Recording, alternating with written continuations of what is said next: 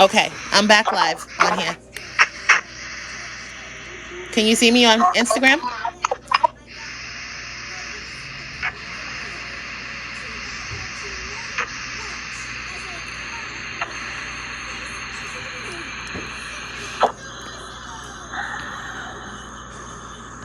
Nah, it's pissing me off. Hey guys, on Instagram, I'm sorry. We had to end the video. We're waiting for the guest Wiz Hoffa to come in. He may not be able to join here. I can't see you on the ground. Okay, he can't join here, so you guys, you're gonna have to tune in on Facebook. Okay, you can either go to Wiz Hoffa or to myself, Ms. TML. Okay, all right. I don't got I don't got my headphones for this phone, right? Mm-hmm. So let me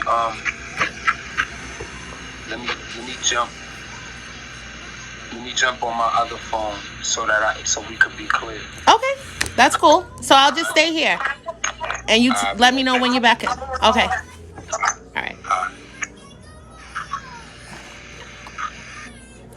Okay, guys. So we're just gonna wait for him to get his phone so that he can hear us and we can have clear communication. But I do want to thank everybody that's tuning in tonight, and definitely any questions and things like that. And I'm gonna do some shout outs right now because I see there's a lot of people here. Herbert, thank you. Nelma, that was nice. Eb, thank you. I think we're echoing. Stizzo Knight, hey. Let's see. Who else here? Yolanda Harris. Hey, Miss Harris. Shakira Murray. Hello. Let's wave to you guys. Daniel. Hey, Flock Gaza. Approved. For the record, starts at 9 o'clock tonight, you guys, Eastern Standard Time. Make sure you tune in, okay? Call in, show your support to the local artists or independent artists that are on the show tonight, okay? Let's see who else is here. Mr. Bell, how you doing? Mr. Washington, how you doing? Hey, Miss Perry. Hey, Mr. Phillips, how you doing? Hey, Miss Keita Renice. Beretta Biz. Let's see here. Hello, baby. Hey, Shay Marie, how you doing? So we're just waiting for Wiz to come back in, okay, guys?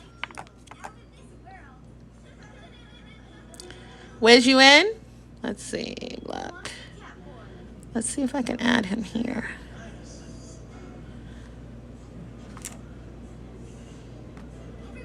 Add.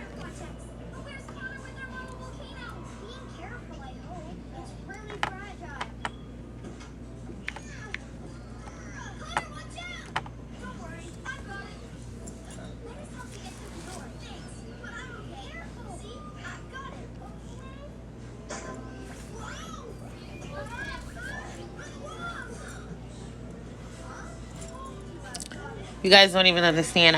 I've been up for days. It's been I'm gonna be man down after this tonight. Trust me. Like I'm man down. Straight up. I wasn't ready for 3 interviews in 1 week. Trust me, I wasn't. And that was the original plan, was to do 3. Wiz, I invited you. Add.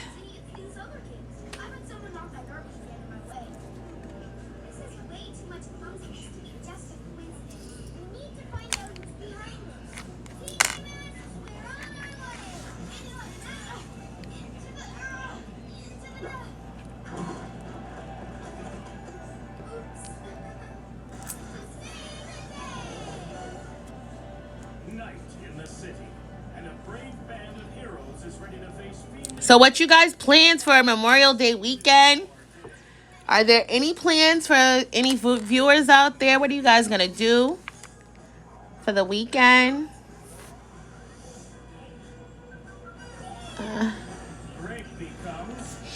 It said I invited you, but hold on.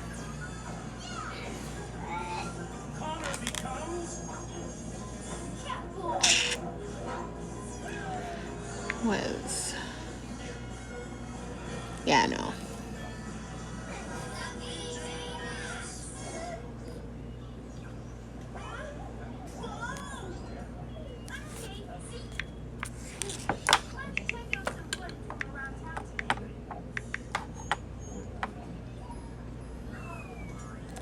Where's your name? Oh, Ebony, you getting drunk?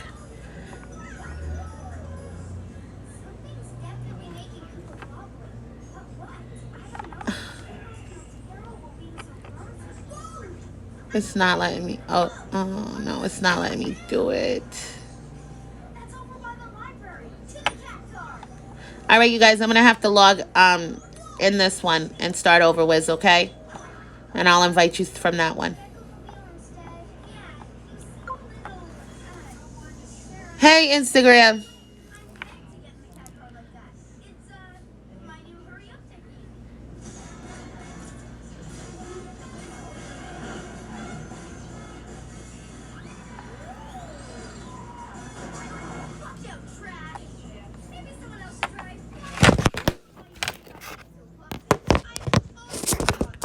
This, oh my god, so bad. I am truly gonna break my phone.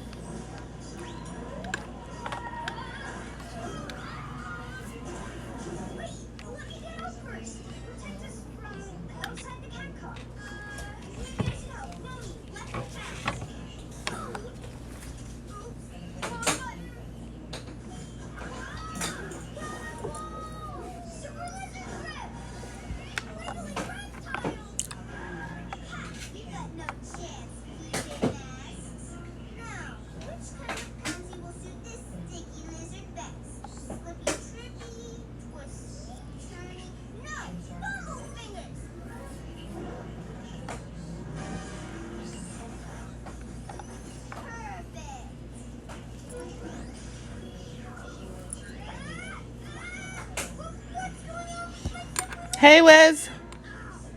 I invited you.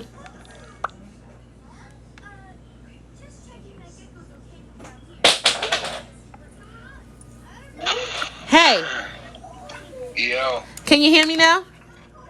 yeah, we good money. So, how you What up? been? How you been? I'm chilling, man. I can't complain. That's You know what I mean? that's Trying awesome. to make it through the pandemic. That's right. That's right. Now I know we've talked, numerous times about different things and different projects and stuff like that that we wanted to work on. Factual. And I just want the people to know how dedicated you are and how diverse you've been in this game. As an artist, as an entrepreneur, as a DJ, and the fact that you have a passion to help independent artists is, I think, something that people need to know about. So tell the people what you do. Yeah, I need an executive job. Um, well, basically, I've been into music all of my life, starting from MCing, DJing, producing. Basically explored every aspect of the business of those three aspects. So, I'm a curator of music. I love to produce. I love to develop talent. So, I use my skills in whichever ways I can to sharpen music, sharpen artists. You know, give these guys an education about the business. It's just part of what I do. That's awesome, Wes. That's awesome. And that's actually how we connected, was through Tiff.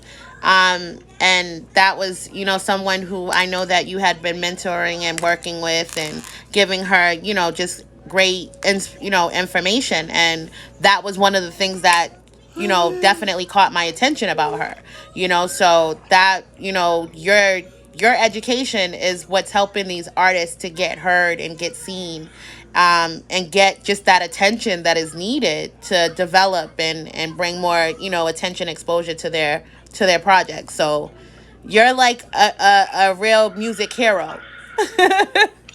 I feel like, for the most part, a lot of people get into music for different reasons. You know what I mean?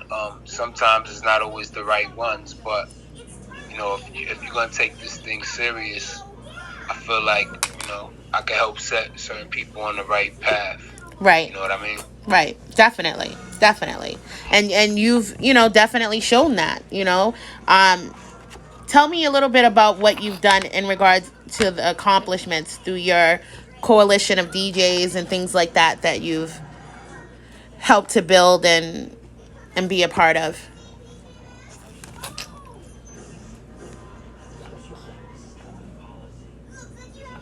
Oh, I think he got cut out, guys. Hold on. What are you doing, girl?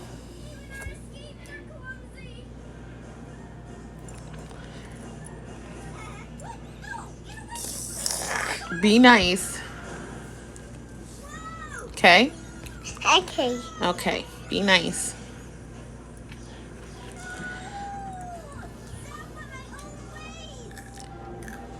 We're trying to get Wiz back in here. Yeah, you see your kid over here, Eb? I know.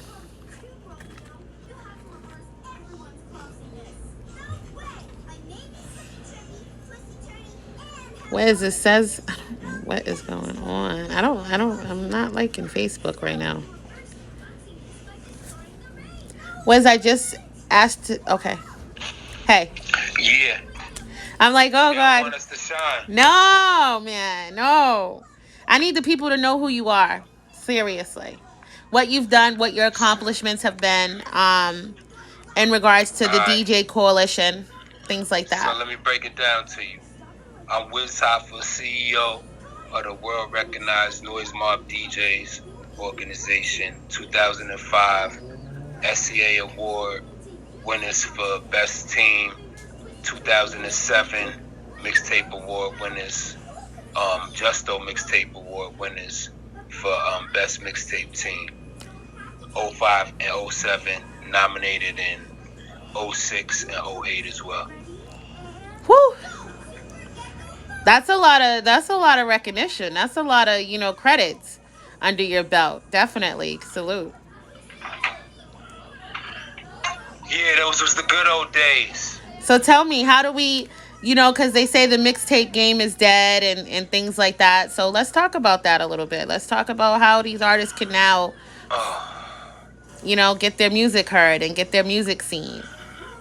I'm gonna say this, the mixtape game isn't what it used to be.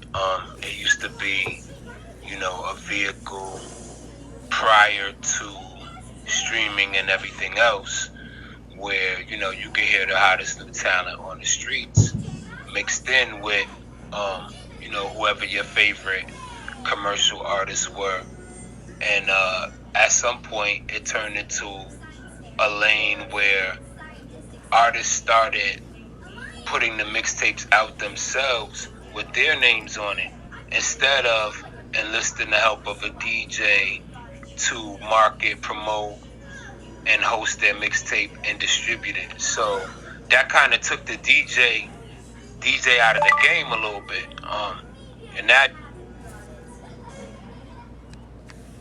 people are able to build direct to consumer fan bases, which means they don't always need the middleman, which was us in the middle anymore. Right. So, a lot of people got discouraged with that lane. And as a DJ anyway, you should be trying to move to the next best thing. Like mixtapes was really only supposed to be a stepping stone to get to somewhere else. If you look at the MVs, you look at the Clues, you look at the K Slays, you know what I mean? All those guys was able to go in a further direction, Right. in their career. So.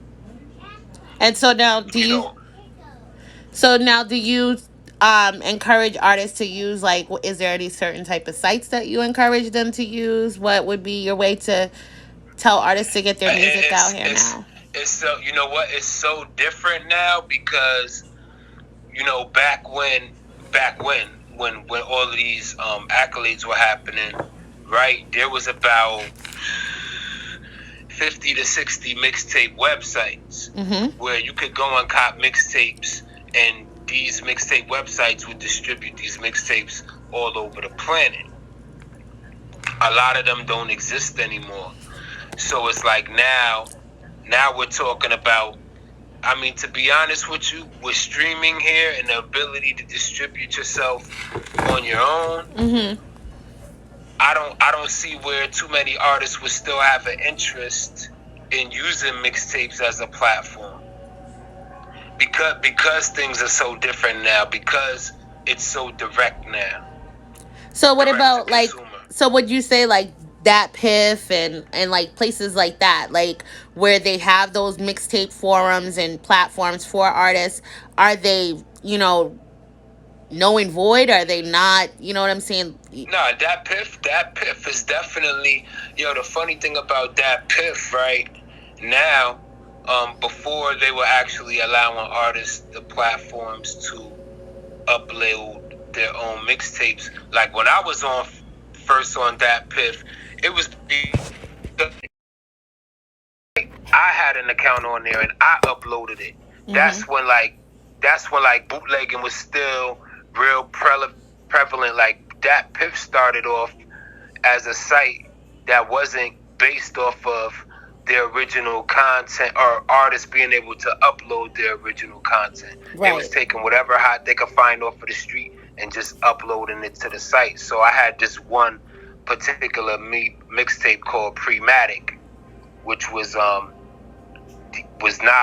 acapellas with DJ Premier beats. And one of my mans called me one night because he used to always be on that Piff, looking at the new releases and that, and doing what he do. And he was like, "Yo, they got you on that Piff."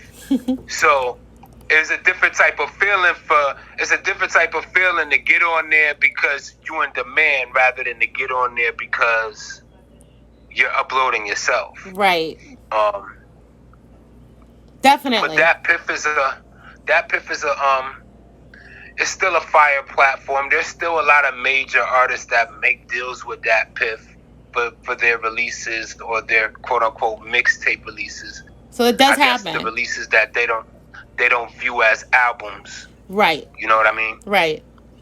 And that's the thing is now everybody has their definition of what a release is. It could be a single, it could be an EP, it could be an array of different things. And I'm like, okay, is this an album? Is this I think the EP came a long way. It did, definitely. But artists didn't know what to do with that. The last EP I could remember was Digital Underground back in the 90s.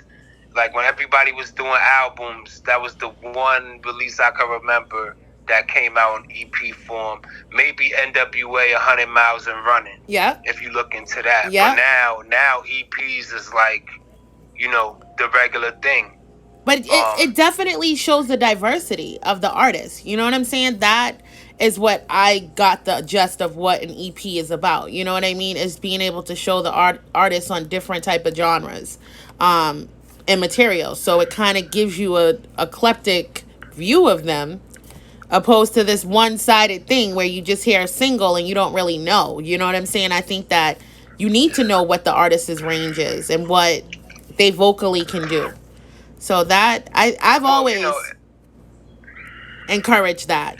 You can use EPs strategically because an EP is a way to break up your projects rather than putting out a full length album every year or two full length albums every year. Right. You can drop 2 EPs or drop 4 EPs.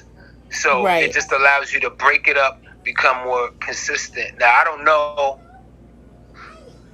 The confusing part to me is a lot of the major artists is trying to put as many songs as they can on their albums now. Right. Just so the records can stream more. So I don't know how beneficial EPs are to somebody who's trying to maximize their streaming numbers, but to each his own. To each his own. I think both ways could work good for whatever your strategy may be. Good answer, Wiz. Good answer. So tell me, who has been your biggest inspiration in regards to music? I don't think I've ever asked you that. Biggest inspiration? Wow, man. I don't know how to tell you. Yo, I'm not one of these new guys. So I got 40 years worth of hip hop in my bones. So, for me to just narrow that down, It's to kind of like hard, a right? greatest inspiration, I'm inspired by so many cats. You know what I mean? Which aspect you want to know? You want to know my favorite rappers, producers, Yeah, tell me that. singers? Yep. I'm gonna say If you could work with MCs. anybody in the industry, who would it be? If I could what? Work with anybody in the industry, who would it be? Singers, Hmm. rappers, producers. I want all of the whole resume. Alright, I'm gonna just speak about my favorites, because obviously I would want to work with my favorites, right? So, Hov, Nas, Black Thought, um, G-Rap, um, artists of today that's relevant, Cole. Yeah, I got some joints for Drake too. I like people that bring lyricism to the table. You know what I'm saying? Definitely. Not saying that, I can't do some of the more, fun artists too. The guys who don't take lyricism so seriously, but I like guys. I like people that can rap. Right. Like Rhapsody. Okay, Rhapsody. I would say that as a new artist, that's somebody that I would want to work with. You always talk about her. Definitely. So tell me. Yeah, because she's relevant. She's relevant and she's still hip hop. Right. So when you have those two combinations, that's always good. So tell me, are there any artists that you're currently working with that you're trying to push, or you're trying to, help develop their projects? Definitely shout them out. Yeah, so I'm working on the album on my own. You are? That's good. Yeah, I'm working on the album. It's just production. It's me. Okay, It's hold me, and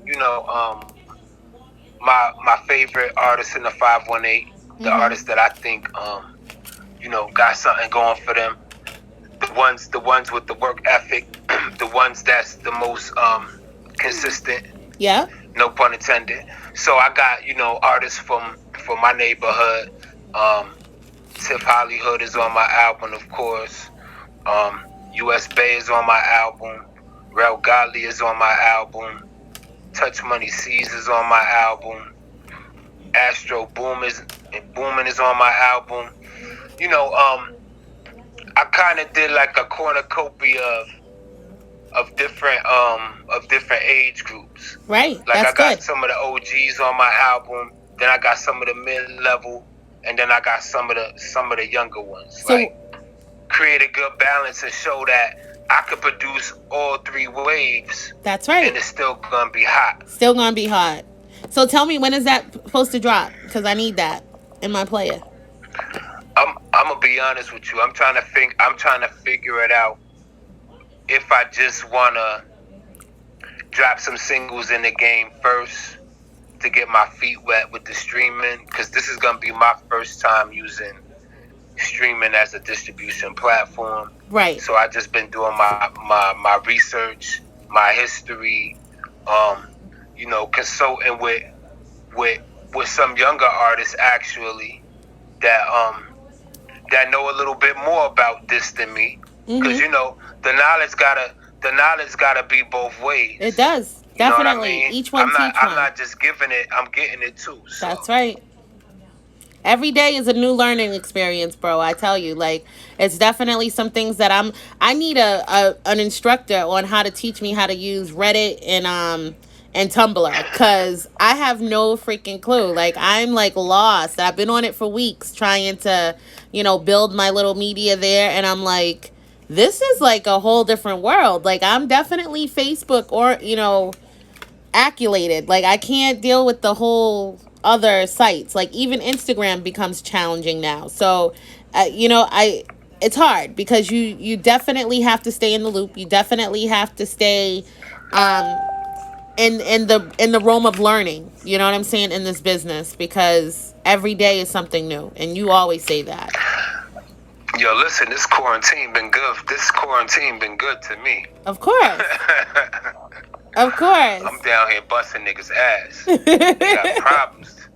So tell me, is it more work for you? Are there more artists coming to try to, just record and do music? Nah, I wasn't letting nobody in the crib. You wasn't. I was getting listen, when the major studios started closing down, I was getting more inquiries than ever. The higher rates and all that, because people wanted to get in here. And I was like, man, they wilding right now. They don't even understand what's going on. I could imagine. It wasn't really a case of me working with a lot of people. It was a case of me more or less having to focus, having nobody to bother me, and me just lock in for 2 months. That's right. And and I was just able to be like mad productive. That's awesome. That's awesome. I can't wait to hear it, Wiz. I definitely respect everything that you bring and all the knowledge that you have. I think you're a book of resources and just understand the culture. So I've always, respected that. Every conversation that we have, it's like I leave and I'm learning something different. So it's always... Study the culture every day. Yeah. But it's like you said, some things are more, rememberable to you that may not be rememberable to others. You know what I mean? And we all are influenced by different eras and different people, and just hearing your perspective on certain things, I'm like, wow, like that's a whole different mindset. You know what I'm saying? And we learn that way. You know what I'm saying? So I appreciate you more than you know. I do. Ask me how I feel about anything that's going on right now. Of course. Of course. And you've always given me sound advice and sound information, so that's, again, you're like family to me when it comes to this business. You know what I'm saying? And I just feel like we always can build on, bettering each other and bettering the artists that we support. So I'm always here for that. Anything I can do to help you guys and, be there to, support you guys, I will, because that's just someone that I feel is in it for the right reasons, for the right artists. You know what I'm saying? And you're developing and giving them the right paths to follow. So that's important. And I would say for the artists of these times, just do your research more, because, we not... The OGs really reaching down and teaching the youth is not happening as much as it used to. So right. If you really want to move around the business, you probably going to end up having to be self-sufficient and really do the research and find out what you need to find out about the business on your own. Right. It's true. Because there ain't a lot of me's out here. Nope. That's a fact. It's not. And that's what I say. People need to appreciate people like Wiz, the DJs that are giving you the information, that are playing your music, that are cleaning your music. Because those things take time. Things take energy and money and all of that. You know what I'm saying? So it's like, just appreciate these people that are out here that are valuable resources to you guys. And I always say, in regards to DJs, if you don't take care of your DJ, he can't, do what he has to do for you. And like you talked about, Wiz, in regards to curating, just the DJ is the tastemaker. You know what I'm saying? He's the one he's the one that the people pay attention to. So you got to get on his good side. Not even just the DJ, but here's the Jew, like the producer too, because like I tell people all the time, we doing this microwave thing now where, and I've said this a million times, but I'm going to reiterate it again. Like, I come from the era where if you wanted beats, you had to know a DJ, a producer in your hood that physically made beats. Mm-hmm. You had to go to his house and impress him and hope that he was going to give you something. You Right. couldn't go online. You couldn't go on SoundCloud and download a beat, or YouTube and download a beat. Mac and cheese and broccoli, right? And now once that became accessible to all these artists in this era, right? Mm-hmm. They just go and download the beat, and then they go home, right? They rap, and then they take it to the studio and they record it. There's no producer whatsoever in that process. Right. They don't know the intended Tempo. vision that the Right. producer had when he even made the beat. Right. You know what I mean? They can't talk to the producer about the vision he sees for the song, or interact with him to get his feedback. Like, they're not being produced, so it's kind of like it's just being put in a microwave on 3 minutes. Mm-hmm. The music is being nuked. It's not slow cooking on the stove. You're not adding the seasoning. The seasoning, You're not exactly. You're not coming back and forth to check on it and stir it up. You feel me? It's different. It's different. It's definitely more modernized. You know what I'm saying? In regards to music and sound and things like that. It's definitely not organic. Yeah, but I want people to understand, like, and now this should be on Front Street. We seen the verses now. We seen the top producers in the game go at it. The guys with the most Grammys, the guys with the most billboards. I want y'all understanding the music land. Those people didn't get there making music the way y'all making it. So just understand that. Look at the greats and understand what the process is. For Babyface to have 30 number ones on Billboard. Understand what it really takes to do that. It's true. It takes production. It takes production. You know what I'm saying? Definitely. It takes a producer to create that type of magic. It's true. The producer is more important than a lot of people understand when it comes to this, because I didn't understand what the whole thing was behind Drake and OVO and his producer, that whole thing. And after hearing Drake before working with him, I now understand why he is who he is to Drake. And that, 40? yeah. You know what I mean? He needs 40. If he doesn't have 40, he doesn't sound right. You know what I'm saying? So that union is what made Drake successful, I think. You know what I'm saying? To me, like, because they created a sound together. They created a sound. Right. And that's how albums were. That's how albums were, though, in the 80s and 90s. You had Dre creating a sound for NWA. You had Marley Marl creating a sound for the Juice Crew. You had Eric Sermon creating a sound for the Def Squad. Mm-hmm. It wasn't just you listen to the album and it's a whole bunch of miscellaneous tracks that sound like a cornucopia of whatever. Right. It was a cohesion. It was a cohesion that these projects had. That these so-called redeemed classic albums. If you go back in history to the albums that they deem classic, there's a cohesion with these albums. It's not just a bunch of singles laid out in a 15-song format. Right. You're right. You're definitely right. I was talking to my mentor about that the other day, and about how, people don't even realize that rap was really rock and roll. And it definitely, Russell Simmons always said that, you know what I'm saying, is that this is rock and roll. It's just black rock and roll. You know what I'm saying?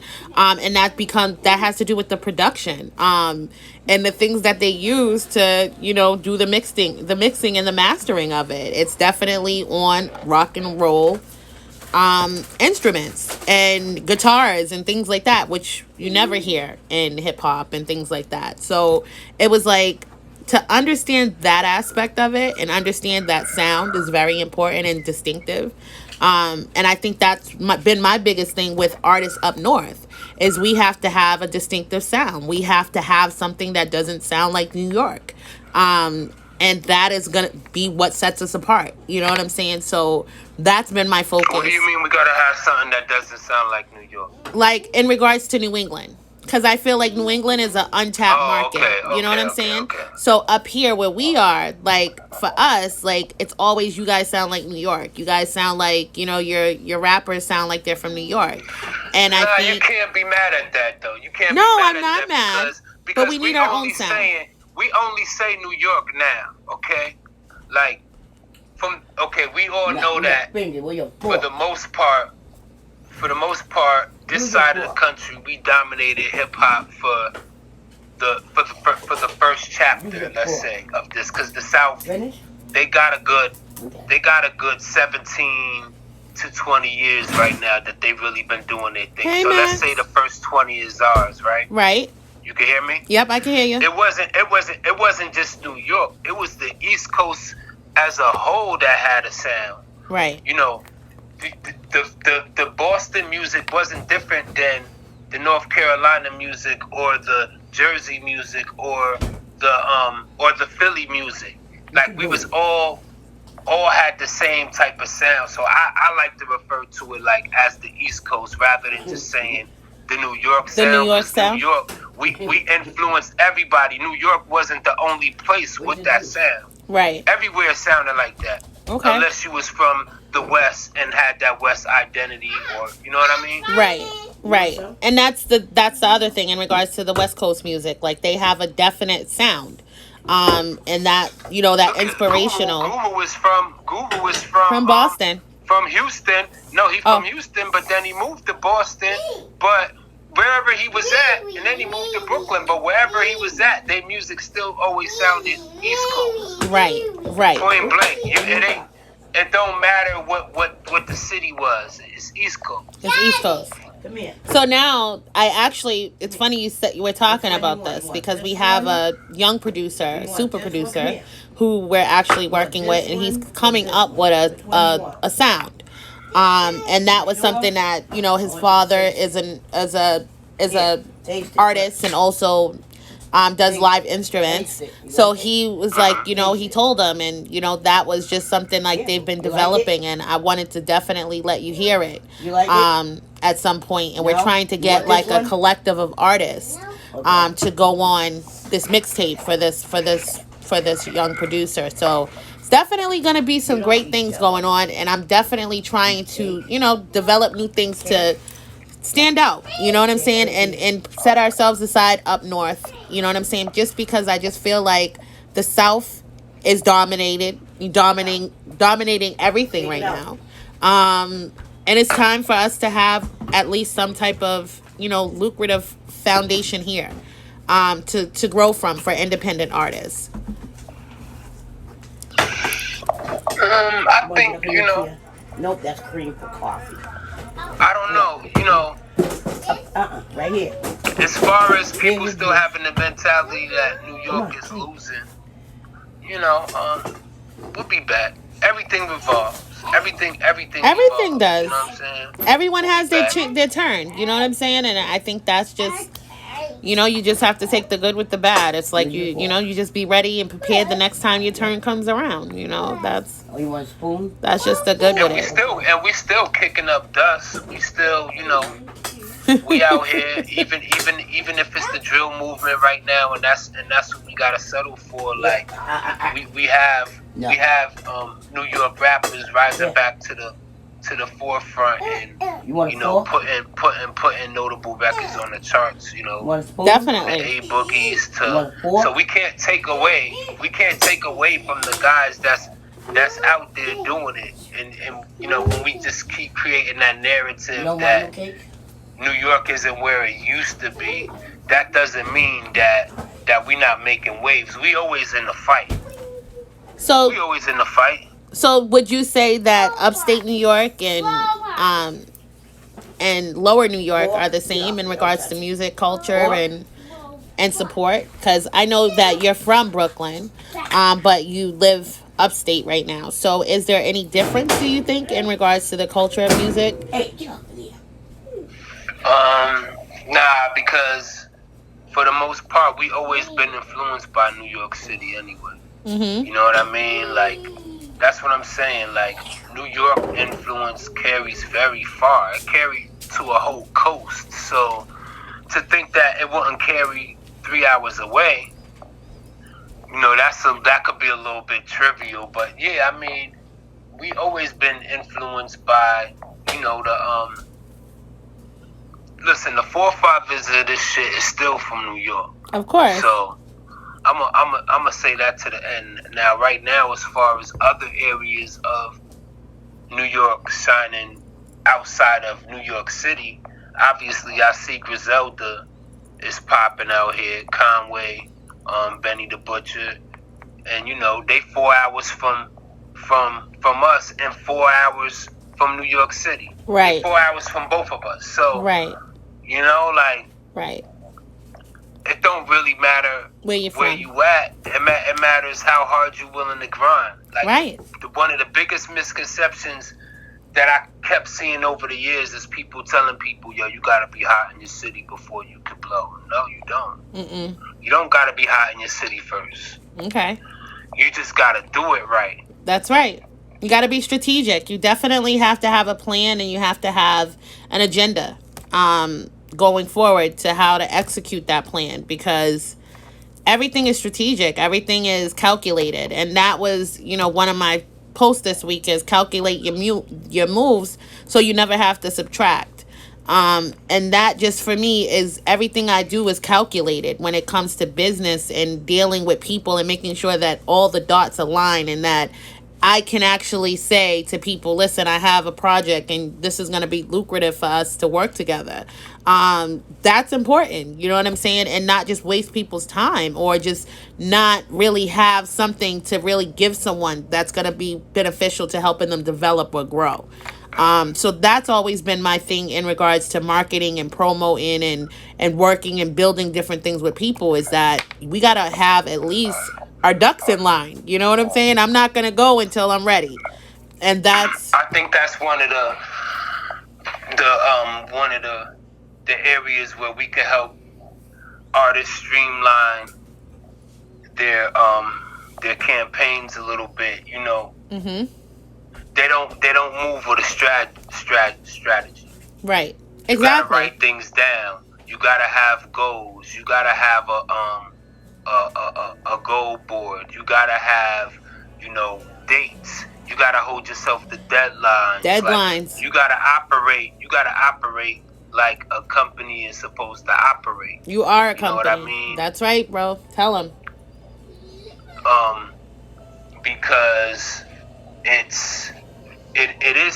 is strategic, and you gotta know how to psychologically set people up. Mm-hmm. For your projects too. That's it's right. A psychological mindset that goes with this. It does. When anybody who sells a product has to analyze the mindset of their customer base. That's right. To know what to give them and when to give it to them. That's right. You are so right. And that was it was so funny. I learned in high school propaganda, and when I learned that, I was like, we've been bamboozled our whole lives. They've been orchestrating, telling us, feeding us what's right and wrong through, commercials, through this. And it's influencing you and it's brainwashing you and branding certain things into your brain. And I think that artists need to understand that game more so now than ever. It's all about marketing and branding. It's all about, basically creating a campaign that's going to be memorable. Those jingles that you see on TV and you're, reciting the commercials, that's what you have to become in your music. And I think you guys need to pay attention to those type of things. One of the things that we can say, Wiz, is that hooks was one of the biggest things that we've seen in regards to branding and marketing and creating notoriety for people is you have to have a strong hook. You have to have a strong chorus, because that's going to be the things that people remember right off the bat. They might not remember the lyrics, but they're going to remember the hook. So that, for me, it has to make an impact. It has to make a statement. What is your thoughts on that, Wiz? Yeah, what you were saying about hooks, yeah, that's definitely, that's the most important part to the song. I be in the car with my daughter and she be knowing hooks already that I don't even know. I be like, yo, How you know the song already? Nah, seriously. So now the mind state of these artists is, hey, let me make a chorus that a 4-year-old can catch on to and to listen. That's right. And that's what you need to have in regards to creating and developing songs that are going to catch people's attention. Hi. So, Wiz, is there anything else you want to say to the people before we wrap this up? We've already been on for about 40 minutes. Yes. Oh, for real? Yeah. Nah, we do. Oh, nah. You know me and you, we can talk forever. So I really, I'm not really trying to promote. I'm not really trying to promote the album right now because I gotta figure out exactly, like I said, the strategy, right? Right. So we gonna definitely come back around when Of that course, time comes. of course you are. Maybe in the next couple of months we'll link back up, and then I'll have the single figured out, and Give me 5. everything I'm doing with that. But for the most part, I do have a show called Faces of the 518 that I'm doing. I did 2 episodes of. You did? It's very similar. It's very similar to what you're doing. You should have tagged me. It's kind of an idea that I was sitting on for a couple of years, and then once the pandemic happened, I realized let me just shoot for it. So in the near future, I'm gonna have Tiff on, so I'll let you know so that you can do what you do, Of course. and we're gonna get some numbers up. Of course, we're gonna push I them. appreciated the first 2 shows I did. One was with US Bay, Yeah. the other was with Rel Gottlieb, and both of them did very nice numbers. When I looked the next day, and I was like, damn, that's dope to know that this many people would tune into these local artists. The only thing I say for the supporters, don't just support them with the views, support them with the streams. That's support right. them with the buys. That's That's right. what they need. That's right. 99 cents. It goes a long way. You know what I'm saying? And Yeah, because you know what? Even Academics was saying that about Nicki fans. He was like, yo, Nicki fans, they'll jump on you in a minute and they'll be in some drama, but when it comes to the numbers, the amount of barbs that they don't show up. right. They'll show up when it's time to buy the album. So I think that people need to start also being able to distinguish between. I heard somebody say this today, and I'm going to just leave this as a last do for artists. There's 2 types of record buyers. Okay. There's people that's going to stream it, and there's people that's going to buy it. That's right. That's You want right. the buyers. You want the buyers. Definitely. And you definitely have to reach outside of your network. The real supporters is the buyers. That's right. And you have to reach outside of your network. You know what I'm saying? Because I find that people that don't know you will buy it before the people that do. And that's where you kind of get to see, you know what I'm saying, who's really your supporters are. Like that for me was like the biggest test. You know what I'm saying? Is that we had real genuine people who were coming up and buying the CDs after the shows, and they didn't know the artist, you know what I'm saying? But they liked the performance. So that, and they liked the music. So that for me was genuine, where you have people who you've known your whole life and they won't spend, you know? So it's definitely... It's such an artificial game. Like we had guys like Fred the Godson, who I seen so many numerous stars and rappers talk about this man after he passed, and it's like, yo, why wasn't he on none of y'all albums? Right. Y'all talk about how great he was, how great of a lyricist he was. Why didn't his streams show that? Why didn't his sales show that? Exactly. Like we gotta stop Waiting. supporting people with words after they die. Right. Support them with action. With action. And that's what I'm all about, Wiz. You know that. Like, that was my reason for, always supporting the artists and bigging them up and just letting them know, like, there's someone out here that genuinely supports you. You know what I'm saying? And you don't have to, I don't necessarily have to know you, but I like your music. And I think you're a star before you even get there, So that was, always my approach with artists, is that I'm not a groupie. You know what I'm saying? I'm just a person who likes music. I'm a person... TML. Yeah. I'm a person who seeks stars, who knows quality. You know what I'm saying? So if I see it, I'm going to jump on it, So That's just always been my thing. I think my daughter. I think daughter said the interview was over. Look, my niece is over here. She keeps calling me, and I'm like, look, this is like a whole nother world for me right now, you guys. You don't even understand. Like, I'm over here trying to be professional and still talk to y'all, and she's over here. I'm like, oh my God, yeah, this is a full-time job. I'm tired. So I want to wrap it up with you, but I know that we're going to be doing a lot more building and a lot more talking, and you guys look forward to the project that Wiz has coming, and we have a couple of other things that we're hopefully going to work on together and Factual. definitely get things going for artists out here and see where it goes from there. Bro, do you have anything else you want to tell the people? Make sure you tell them where to find you. Holla at me. I'm on Twitter at Wiz Hoffa, WIZHOFFA. Same on Instagram. On Facebook, I'm Wizzy Hoffa, WIZZY Hoffa. Hoffa. Not Hoffa. Look, you know that's my Boston accent, right? Every time you see it, that's that Boston. I know you be saying something like, this motherfucker, this is it. It's my accent. It's all good. All right, you know I got love for you, though. We'll talk soon, though. All right, man. You have a good night. And stay safe, bro. Peace. All right, honey. All right, you too. Thank you. Bye. Bye. I'm trying to read you guys' comments. Hey, Marie. Whoa, we got a whole lot. Max, what's up, Max? Troy, hey. Dwayne, how you doing? Mr. Rel Godly. Facts, that's how that piff started. That's right. Hey, cuz, Marie Scott. Thank you guys all for tuning in tonight. It's been a pleasure. I hope you guys enjoyed the 2 guests that were on tonight, and I want to thank them and look forward to hearing and seeing more from them from me. And you guys definitely be safe out here and have a great Memorial Day weekend. All right.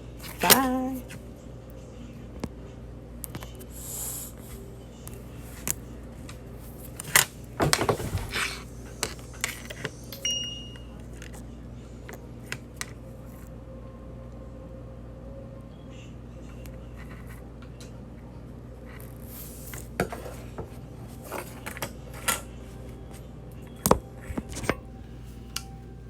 Okay, I'm done.